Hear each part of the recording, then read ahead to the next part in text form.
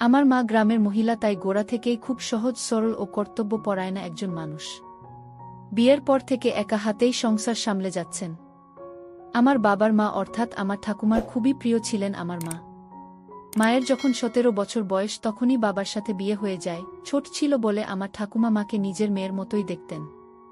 আমার বাবা শহরের দিকে থেকে কাজ করেন, 2 মাস 3 মাসে একবার বাড়িতে আসেন, কয়েকদিন থেকে আবার চলে যান। আমার মা খেতে খুবই ভালোবাসেন, মূলত ফল জাতীয় খাবার মায়ের খুবই প্রিয়।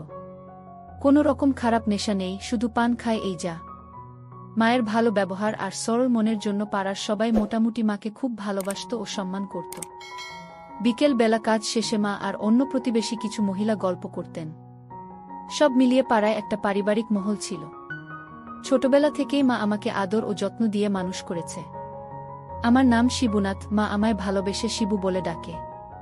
ছোটবেলা থেকেই মা আমার দেখা প্রথম ও একমাত্র মহিলা, তাই স্বভাবতই মহিলা হিসেবে মাকে ছাড়া আর কাউকে এত আপন করতে পারিনি একটা সময় পর্যন্ত। আমার বয়স 18, আমি একজন মাঝারি গড়নের ছেলে। আমি ইন্টারমিডিয়েট পাশ করে বাজারে চাল ডালের ব্যবসা করি। আমার মা গোড়া থেকে খুব খোলামেলা স্বভাবের মানুষ, তাই আমি আগা গোড়া সব কথাই মাকে বলি। আমার মা আমার কল্পনার রানী।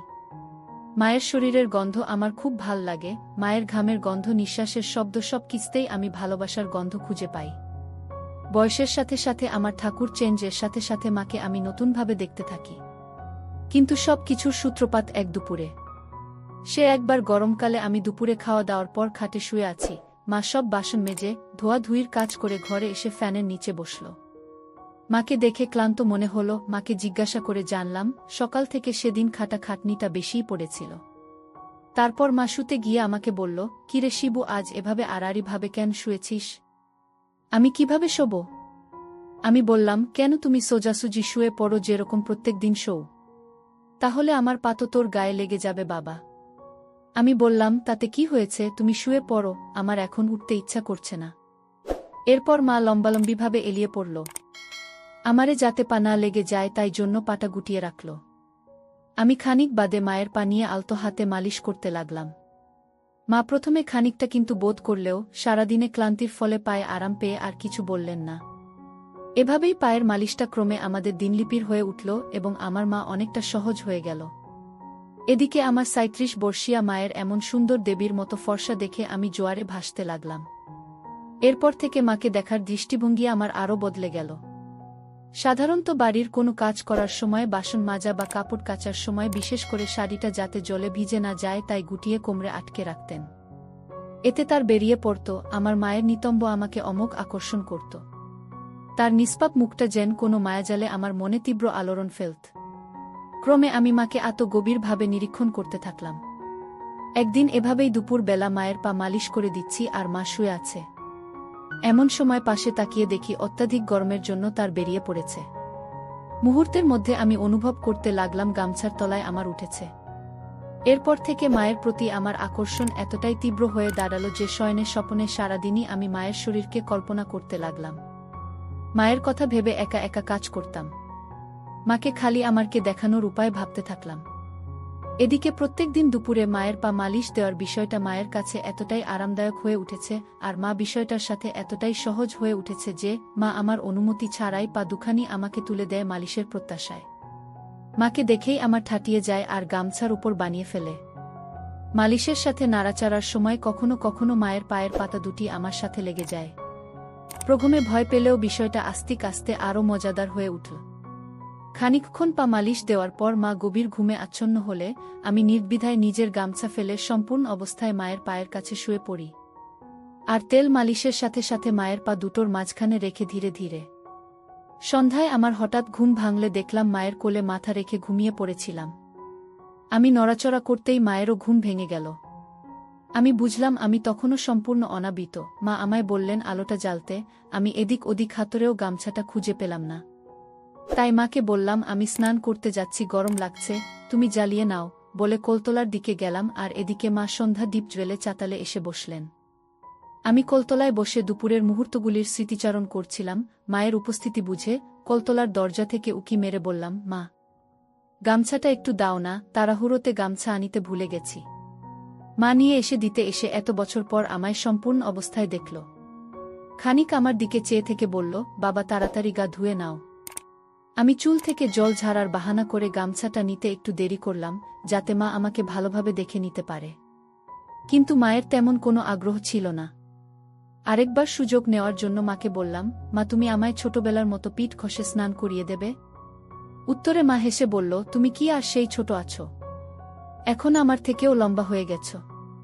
তাও আমি তো তোমার কাছে চিরদিন ছোটই থাকব। মা একটা ভুবন ভোলানো হাসি দিয়ে বলল, আসো শিবু বাবা। আমি মনে মনে খুব খুশি হয়ে উঠলাম, ভাবলাম দেখা যাক কি হয়। মা কলতলায় ঢুকে চৌবাচ্চার এক পাশে বসল। আমি মায়ের দিকে পিঠ করে মাটিতে বসলাম। মা আমার মাথায় জল ঢেলে চান করাতে লাগল, তার সাথে টুকটাক কথাবার্তা। মাথায় সাবান লাগিয়ে মা বলল, বাবা এবার দাঁড়াও, তোমার পায়ে সাবান লাগিয়ে দেই। আমি দাঁড়ালাম সামনে সামান্য ঝুঁকে, মা নির্দ্বিধায় আমার দিয়ে পরিষ্কার করতে লাগল পায়ের গোড়ালি, কোমর। এরপর সামনে ঘোরার সময় ভেবেই উত্তেজনায় আমার একটু একটু জান আসতে শুরু করল। হঠাৎ আমার মনে পড়ল, কলতলায় এসে তো ভালো করে ধোয়াও হয়নি, দুপুরের সেই শুকনো দাগ জমে রয়েছে, মা কি ভাববে ভেবে ভয় করছে। আবার মা আমাকে এতটা কাছ থেকে দেখবে ভেবে ভালোও লাগছে। কি করব ভাবছি, এমন সময় মায়ের আওয়াজ পেলাম, বাবা এবার ঘুরে দাঁড়াও। মায়ের আওয়াজ শুনে ততক্ষণে আমার ছোট হয়ে গেছে, মন শক্ত করে ঘুরে দাঁড়াতে মা পায়ে সাবান ঘষতে শুরু করল। এরপর সামনে এসে বাম হাত দিয়ে তুলে ধরে সাবান ঘষতে থাকল। চামড়াতে তলার দিকে টান পড়ায় ততক্ষণে আমার মায়ের আলগা হাতের তালুতে উন্মুক্ত হয়ে গেছে। মায়ের হাতের সাথে সরাসরি সংস্পর্শে আমার ফুলতে শুরু করল। এদিকে মা শাড়িটাকে গুটিয়ে কোমরে বেঁধে রেখেছে। এই দেখে মা আমার দিকে চেয়ে রইলেন কিছুক্ষণ, তারপর বললেন, বাবারে, আমার শিবু বাবার কত বড় হয়ে গেছে। আমি খানিকটা লজ্জিত ও অনেকটাই গর্বিত বোধ করলাম মায়ের এই কথায়, কিন্তু মুখে কিছুই বললাম না। মা সাবান লাগাতে লাগাতে বলল, সেই ছোটবেলায় তোকে তেল মাখাতাম, তারপর খানিক রোদ্দুর গায়ে লাগিয়ে ভালো করে সাবান দিয়ে ডলে ডলে চান করাতাম, আর আজ কত বড় হয়ে গেছে আমার শিবু বাবা। আমি কোথায় বড় হলাম মা, আগের মতো আজও তো তুমি আমায় চান করিয়ে দিচ্ছ, তুমি চাইলে রোজই করাতে পার। মা একবার আমার দিকে চেয়ে একটা মিষ্টি হাসি হাসলেন, ইচ্ছা হলো ওই মায়াময় চোখ দুটিতে ডুবে যাই, এই সুন্দর প্রতিমার মতো মুখটাকে আদরে আদরে ভরিয়ে দেই।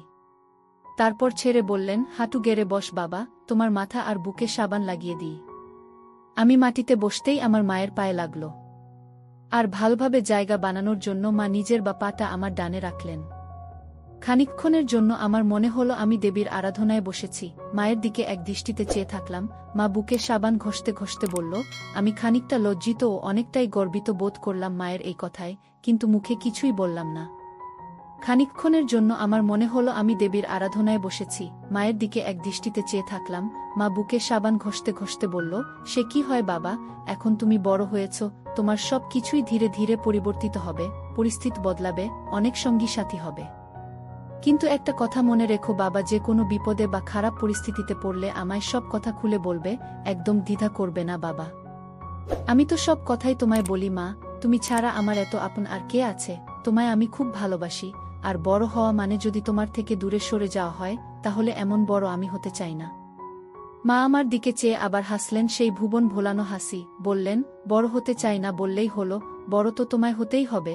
তুমি বড় হবে, আমি বুড়ি হব, কিন্তু তার আগে তোমার একটা জীবন সাথী খুঁজে দিতে হবে আমাকে, যে তোমার খেয়াল রাখবে, তোমার জন্য রান্না করে দেবে। আমি বললাম, রান্না তো তুমিও আমার জন্য কর মা, আর আমি তাতেই খুশি, আমি তোমার সাথেও থাকব, আর কারো সাথে না। মা হেসে বললেন, তা সে ঠিক আছে, এবার ওঠ বাবা। মা বললেন, শিবু বাবা, তোমার এখানে এসব নোংরা জমে আছে কেন?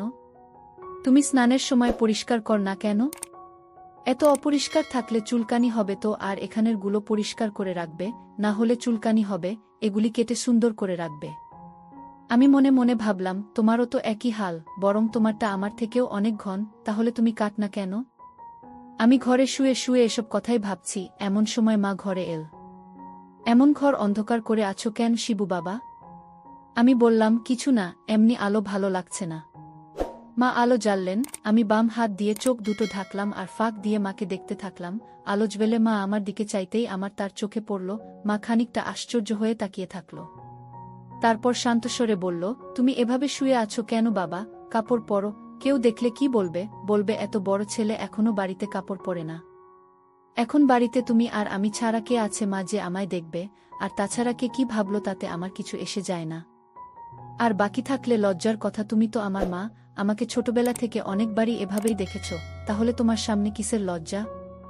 হ্যাঁ, তোমার যদি এতে খারাপ লাগে তাহলে বল, আমি অবশ্যই পড়ে নিচ্ছি। মা কাছে এসে খাটে বসলেন, বললেন, না বাবা, আমার কেন খারাপ লাগবে, তুমি ঘরের মধ্যে যে রকম খুশি থাকতে পার, আর আমার থেকে একদম লজ্জা করবে না। এরপর একটা সেক্তা হতে থাকল, ক্রমে রাতের খাবার খেয়ে শুয়ে পড়লাম। এরপরে বেশ কয়েকদিন কেটে গেল, তেমন কিছু ঘটল না, আমিও দোকানের কাজ ও অন্যান্য কাজে ব্যস্ত হয়ে পড়েছিলাম। নিজেকে শান্ত করার কথা প্রায় ভুলেই গেছিলাম। সেদিন সম্ভবত শনিবার, সকালে উঠে আমি আমার কাজে চলে গেলাম। সারাদিন দোকানদারি করে গো ডাউনে মাল তুলে ঘরে ফিরতে ফিরতে বেলা 3টে বেজে গেল। ফিরে দেখি মা পুকুর পাড়ে বসে আরও কিছু পাড়ার মহিলার সাথে একসাথে জামাকাপড় কাচ্ছে আর গল্প করছে, শাড়িটা সেই কোমরে বাঁধা। আমি কাছে গিয়ে পুকুরের জলে হাত ধুতে থাকলাম। মা বলল, ঘরে গিয়ে বস, ঠান্ডা হয়ে স্নান করে নাও, আমি খাবার দিচ্ছি। আমি হাত ধুতে ধুতে মায়ের দিকে লক্ষ্য করলাম। আমি ঘরে ঢুকে গেলাম, পাখাটা চালিয়ে বসলাম। একটু পর সাবান নিয়ে পুকুরে গেলাম স্নান করতে। অন্যান্য সব মহিলারা চলে গেলেও মা তখনও ছিল, ভেজা কাপড়গুলো তারে মেলে দিচ্ছিল। আমার হঠাৎ কি মনে হলো, আমি সরষের তেল নিয়ে এসে পায়ে হাতে মাখতে থাকলাম। মা এসে জিজ্ঞাসা করলেন, কি হলো বাবা, আজকে তেল মাখছ যে এভাবে? আমি বললাম, স্নান তো করবই, তাই ভাবলাম আগে একটু মেখে নিই। খানিক বাদে এসে মাথায় পিঠে তেল মাখিয়ে দিল, এরপর পায়ে থেকে শুরু করে তেল লাগিয়ে দিল। এতে আমি খুবই পুলকিত হলেও মা বেশ সাবলীলভাবেই নীল ব্যাপারটাকে। আমি বললাম, তুমি যে তেল লাগিয়ে দিলে ভেতরে, এবার আমার গামছাটা তো তেল লেগে খারাপ হয়ে যাবে। মা বলল, কিছু হবে না, এই তো পুকুরে ডুব দিবি, আর তাছাড়া আমায় দিয়ে দে, আমি গামছাটা ধুয়ে দেব, এমনিতেও নোংরা হয়েছে, কাচতেও হবে। আমি বললাম, কি বলছো, কেউ আসলে দেখে ফেলবে মা? মা বলল, এই দুপুরে কে আসবে, আর এলেও বা তোর কি, তুই তো বলেছিস তুই কারও পরোয়া করিস না। একবার চারপাশটা ভালোভাবে দেখে নিয়ে গামছাটা খুলে মাকে দিতেই হয়ে মায়ের চোখের সামনে ঝুলে রইল। যাই হোক, আমার অবস্থা মা দেখল কিন্তু কিছু বলল না। তারপর শাড়িটা কোমরে গুজে হাঁটু অবধি জলে নেমে গেল, আমায় পাড়ে বসতে বলল। আমিও আগের মতো পুকুরের পাড়ে সিঁড়িতে বাধ্য ছেলের মতো বসে রইলাম। আমার কোমর অবধি জলের তলায়, আর মা মুখ দিয়ে ঢেলে দিতে থাকল। মা আমার দিকে তাকিয়ে বলল, বাবা, তোমার এটা সবসময় এরকম হয়ে থাকে কেন? হঠাৎ এরকম প্রশ্নে আমি অপ্রস্তুত হয়ে গেলাম। কি বলবো বুঝতে না পেরে বললাম, জানি না মা, এমনি এমন থাকে। মা আর কিছু বললেন না। এমন সময় আমাদের দুঘর পরের বাড়ির এক কাকিমা কোথা থেকে এসে আমার পেছনে এসে দাঁড়াল। মুহূর্তের জন্য আমি হতভম্ব হয়ে গেলাম। সেই কাকিমা মাকে উদ্দেশ্য করে বলল, কি গো ভাবি, ছেলেকে চান করাচ্ছ? এই বলে পাশে গাছের সাথে বাঁধার তার থেকে দুটো শুকনো জামাকাপড় তুলতে এল। এদিকে আমি কোমর অবধি জলের তলায় তখন সম্পূর্ণরূপে। আমি কি করব ভাবছি, এরকম সময় মুহূর্তের মধ্যে আমি উপলব্ধি করলাম, কি যেন একটা আমার জলের তলায় চেপে ধরল। তীব্র ব্যথায় আমার মুখ দিয়ে আওয়াজও বেরোল না। পরক্ষণে বুঝতে পারলাম ঘটনার তৎপরতায় আমার মা আমার তার বাম পা দিয়ে জলের তলায় চেপে ধরেছেন। এতে মুহূর্তের জন্য আমার মনে হল মায়ের পায়ের কঠিন চাপে আমার ভেঙেই যাবে। সাধারণত অবস্থায় আমার পুরোপুরিভাবে উপরের দিকে মুখ করে দাঁড়িয়ে থাকে, এরম অবস্থায় কেউ যদি এটাকে নিচের দিকে চেপে রাখে তাহলে তো কষ্ট হবেই। আকুল নয়নে মায়ের দিকে তাকালাম। মা প্রথমে গ্রাহ্যই করল না। তারপর মাথা নিচু করে আমার দিকে চাইল। মায়ের চুলখানি মুখের উপর এসে পড়েছে। উফ, কি অপূর্ব মুখখানি, কোমল, স্নিগ্ধ, টলটলে দুটি গালের মাঝে গোলাপের পাপড়ির মতো গোলাপি আভা প্রদান করছে। আহা, কি মোহময়ী, শান্ত, অচট, চপল, শীতল অথচ ক্ষমাশীল কিন্তু দণ্ডদাত্রী রূপ। আমি অনুরোধের ইঙ্গিতে হাত দুটো দিয়ে মায়ের দিকে চেপে ধরলাম। অথচ মা আমার মুখে যন্ত্রণার অভিব্যক্তি দেখেও তেমন উদ্গ্রীব হল না। আমি দুহাত দিয়ে মায়ের পা খানি তুলতে চেষ্টা করলাম, কিন্তু আমার দুর্বল হাত দুটি তার দেবী পথ সরাতে ব্যর্থ হল। আর এতে ফল হল বিপরীত। আমি হাত দিয়ে তার পা খানি টেনে উপরে তোলার চেষ্টা করছি বুঝে মা খানিকটা ভর দিয়ে আমার ইস্পাতকে পুকুরের সিঁড়ির দিকে আরও চেপে ধরল। আমি ব্যথা অনুভব করলাম। এদিকে আমার মা নির্বিকার হয়ে ওই মহিলাটির সাথে কথা বলে যাচ্ছে। শেষে আর থাকতে না পেরে খানিকটা ঝুঁকে মায়ের ধরলাম। এদিকে আমি প্রবল চাপ থেকে মুক্তির কারণে আরামে পুকুর পাড়ে শুয়ে হাঁফাতে লাগলাম। আমি বললাম, মা গো, এরমভাবে কেউ চাপা দিয়ে ধরে? আমার তো ব্যথা উঠে গেছিল। মা বলল, কি করতাম বলতো বাবা, তোর কাকি হঠাৎ করে এসে গিয়েছিল, তোমায় এরকম ভাবে দেখলে খারাপ ভাবত। মা আবার জলের তলা দিয়েই পায়ে জল দিয়ে থাকল। আমি বললাম, আমি জানি না, তুমি তো আছো আমার যত্ন নেওয়ার জন্য। এ কথায় মা মিষ্টি হাসল শুধু। তারপর আমি মাকে ছেড়ে খানিকটা সরে এসে দাঁড়ালাম। মা একবার মাথা নিচু করে আমার দিকে চেয়ে বললেন, গামছাটা কোমরে জড়িয়ে নেও বাবা। আমি বললাম, এই তো আর 10 পা দূরেই তো দরজা, আর এখানে এত বেলায় কেউ আসবেও না, এমনিই চলো। মা আর কিছু বলল না। মায়ের পিছন পিছন সম্পূর্ণ অবস্থায় ঘরে গেলাম। ঘরে পৌঁছে লুঙ্গি পরে নিলাম। ঘড়িতে দেখি 4টে বেজে গেছে। মা খেতে দিল। খেয়ে দেয়ে শোবার ঘরে গিয়ে বসলাম। মনটা তখন খুব অশান্ত। মাঝে 5-6 দিন কোনো রকম কিছু হয়নি। মা খানিক বাদে নিজে খেয়ে দেয়ে সব ধুয়ে নিকিয়ে ঘরে এলে দেখি মা আমার ঘেমে চান। মা খাটে এসে বসে নিজের আঁচল দিয়ে আর ঘাম মুছতে লাগল আর পান সাজতে লাগল। মাকে খুব ক্লান্ত দেখাচ্ছিল। আমি বললাম, মা তুমি বস, আমি পান সেজে দিচ্ছি। মা বিছানায় শুতেই আমি ভালো করে পান সেজে মাকে দিলাম। বললাম, তোমার খুব খাটাখাটুনি পড়ে যাচ্ছে, বাড়িতে একটা কাজের লোক রেখে নি, কি বলো? মা বলল, না বাবা, এই তো রান্না বান্না, বাসন ধোয়া আর কটা কাপড় কাচা, এর জন্য আর লোক রেখে কি হবে? সত্যি বলতে কি, আমাদের গ্রামে কাজের লোক রাখার প্রচলন তেমন নেই। সবার ঘরে সবাই নিজের কাজ নিজেরাই করে নেয়। আমি বললাম, তুমি শো, আমি তোমার পা মালিশ করে দিচ্ছি। মা প্রথমে না না করলেও শেষ পর্যন্ত আমার জোরাজুরিতে রাজি হল। মায়ের বয়স প্রায় 38, কিন্তু গড়ন বা শরীরের গঠন দেখলে তা বিশ্বাস করা অসম্ভব। যাই হোক, আমি যথাসম্ভব নিজেকে সংযত রেখে সুবিধামত রেখে মায়ের পায়ের পাতা অবধি তেল মালিশ করতে থাকলাম। হঠাৎ লোডশেডিং হতেই একটা দমকা গরম অনুভব করলাম, তার সাথে বুঝলাম মা নড়ে উঠল। তাড়াতাড়ি ঢেকে দিলাম আর মায়ের পাটা মালিশ করতে থাকলাম। মা বলল, যা আবার লোডশেডিং হলো? তারপর কিছুটা আরাম অনুভব করে বলল, শিবু বাবা, অনেক হয়েছে, এবার শুয়ে পড়ো, অনেক ঘেমে গেছ তো। আমি বললাম, কোথায় হলো মা, আমি তো এখনো তোমার মালিশ করলাম না। তুমি তাড়াতাড়ি শো, আমি মালিশ করে দিচ্ছি।